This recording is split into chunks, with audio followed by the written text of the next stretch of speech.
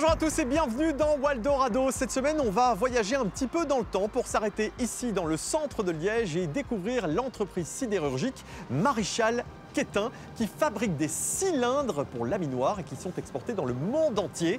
Vous allez voir, l'entreprise est dans son jus et pourtant les produits sont à la pointe. C'est parti.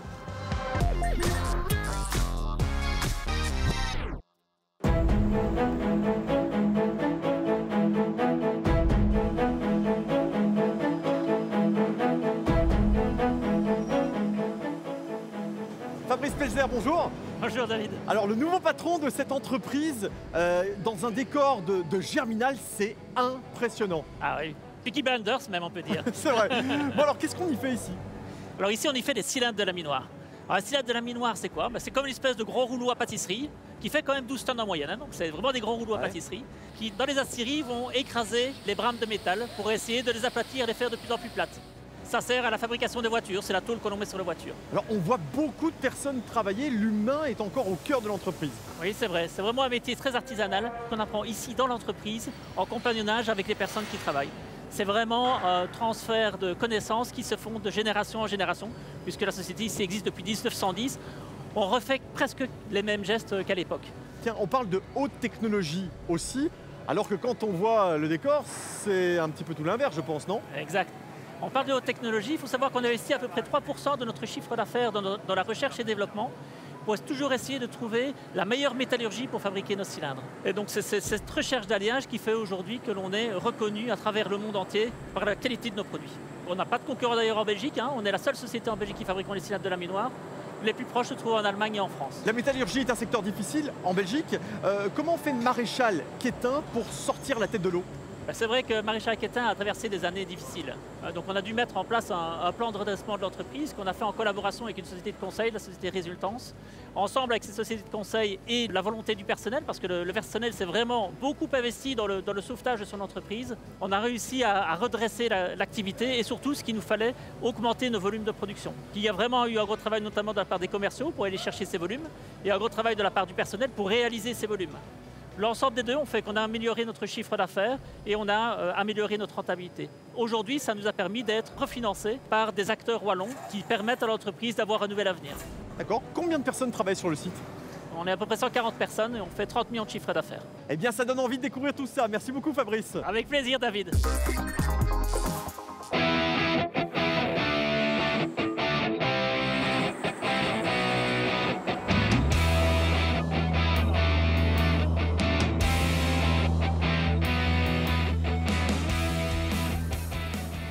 Alain Denis, bonjour. Bonjour. Ça fait 30 ans que tu es dans le métier. Exactement. Tout a commencé grâce à ton papa en fin de compte. C'est bien ça. Après avoir discuté beaucoup avec papa durant mon enfance, qui a travaillé donc à Sertal, j'ai intégré le CRM, le Centre de recherche métallurgique.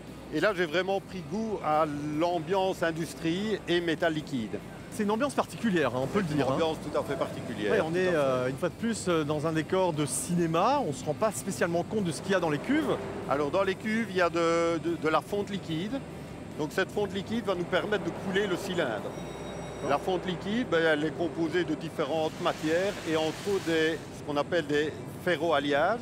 Donc voici un exemple que j'ai dans les mains. Donc c'est un alliage. Dans ce cas-ci, composé de vanadium et de fer. Et on a différents types d'alliages pour obtenir les bonnes propriétés du métal, comme demandé par le client. Après cette étape, qu'est-ce qui se passe? On coule le cylindre.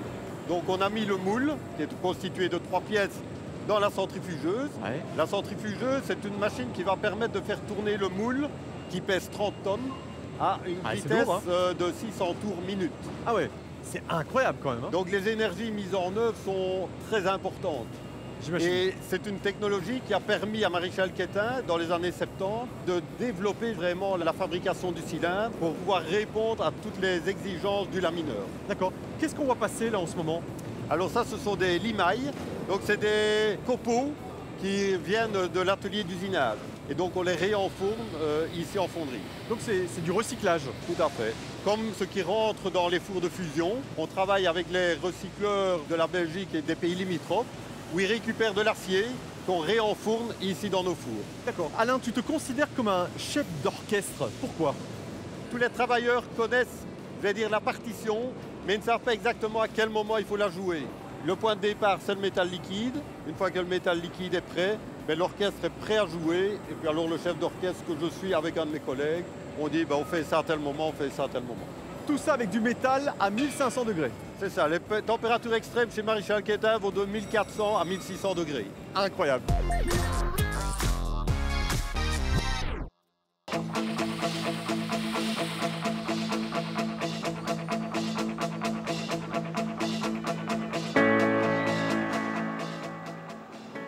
Vincent, bonjour. Bonjour David. Alors, délégué syndical dans une entreprise comme ça, est-ce que c'est facile? Ce n'est pas facile tous les jours. C'est quand même une grosse entreprise, c'est quand même costaud et au niveau social, il y a pas mal de boulot. Comment on tombe amoureux de ce métier? Je pense que la fonte liquide, c'est quand même assez impressionnant. Et puis être fondeur, je pense qu'il n'y a plus beaucoup d'entreprises de fonderie en Belgique. C'est unique. Il y a un vrai savoir-faire. C'est la transmission du savoir-faire qui est le plus important. Par rapport aux jeunes qui rentrent ici, il faut leur apprendre le travail sur le terrain. Il n'y a pas d'autre solution. D'accord, donc il y a une formation ici en permanence qui est faite. En permanence, oui. Avec ce qu'on appelle des parrains, des anciens qui écolent des plus jeunes pour leur apprendre le métier. Alors vous pouvez être fier de ce que vous faites ici, mais vous pouvez aussi être fier d'avoir sauvé l'entreprise récemment. Alors effectivement, ça fait pas mal d'années qu'on était sur le fil du rasoir. Ici, il y a eu un plan de la région wallonne avec la Sogepa et d'autres intervenants. Il y a de l'investissement qui va être mis en place. Ça a fait une vraie bouteille d'oxygène pour l'ensemble des travailleurs. Et on sent vraiment bien qu'on est dans une nouvelle ère, quoi. Parce qu'il faut se rendre compte, on a discuté un petit peu tout à l'heure, il y a certains travailleurs qui ont tapé des heures supplémentaires et ensuite il y avait un manque de liquidité pour continuer les commandes, c'est ça? Oui, c'est un peu ça. Ce qui se passe, c'est que le carnet de commandes, il est plein. Et devoir parfois s'arrêter et mettre du chômage économique parce qu'on n'avait pas assez de liquidité pour acheter les matières premières, ça a été dur à vivre. Et aujourd'hui, ce problème-là, il est réglé. Donc on sait que le boulot, il est là, le savoir-faire, il est là, le produit, il est là. Il y a tout ce qu'il faut.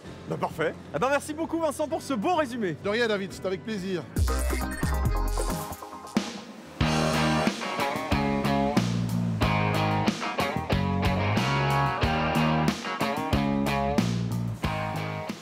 Bonjour Jean-Paul. Bonjour David. Tu es contremaître ici à l'usinage. Oui. On vient de la fonderie. Alors, quelle est l'étape?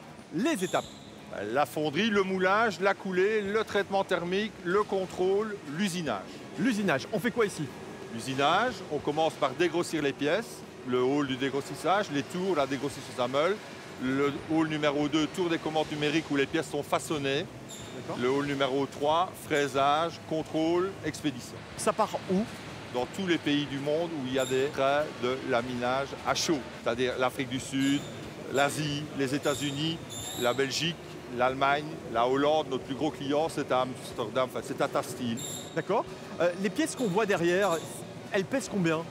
On travaille ici à l'état brut de 6 à 50 tonnes, pièces finies de 4 tonnes jusqu'à 36 tonnes.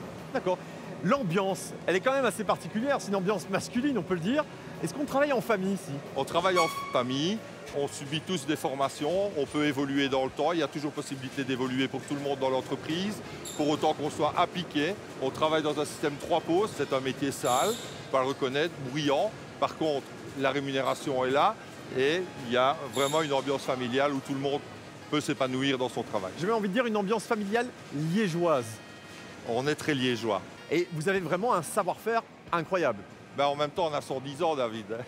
Ce serait dommage si on est toujours là. C'est forcément parce qu'on a un savoir-faire, oui. Permets-moi de te dire que tu ne les fais pas. Merci beaucoup. Je t'en prie. Merci beaucoup. On va aller voir Mario à présent, parce que là, c'est le développement, c'est ça? Recherche, développement et contrôle qualité. Parfait.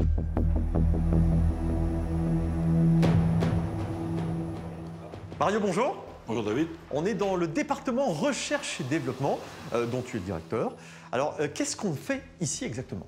Eh bien, on développe les cylindres de demain, donc on développe des nouveaux matériaux. Et les recettes de nos cylindres évoluent constamment. Ce ne sont pas des recettes standardisées, normalisées. Ce sont vraiment des développements qui ont été faits ici. Et quand tu parles de recettes, c'est-à-dire?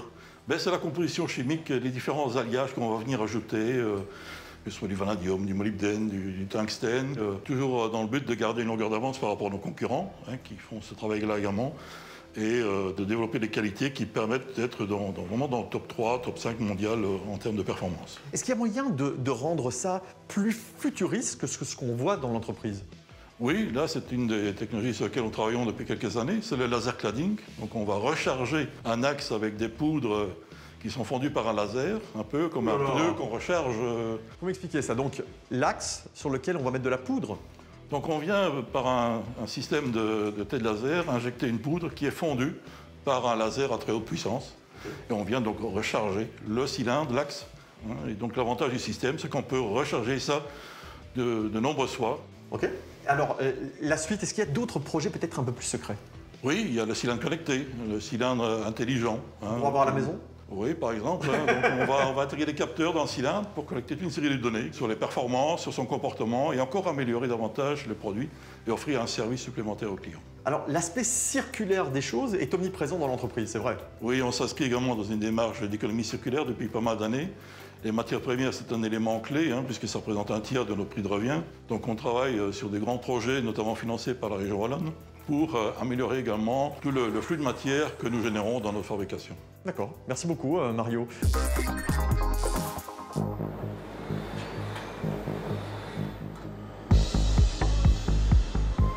Fabrice, au travers de tout ce qu'on a vu dans cette émission aujourd'hui, on peut dire que l'industrie lourde a encore un bel avenir.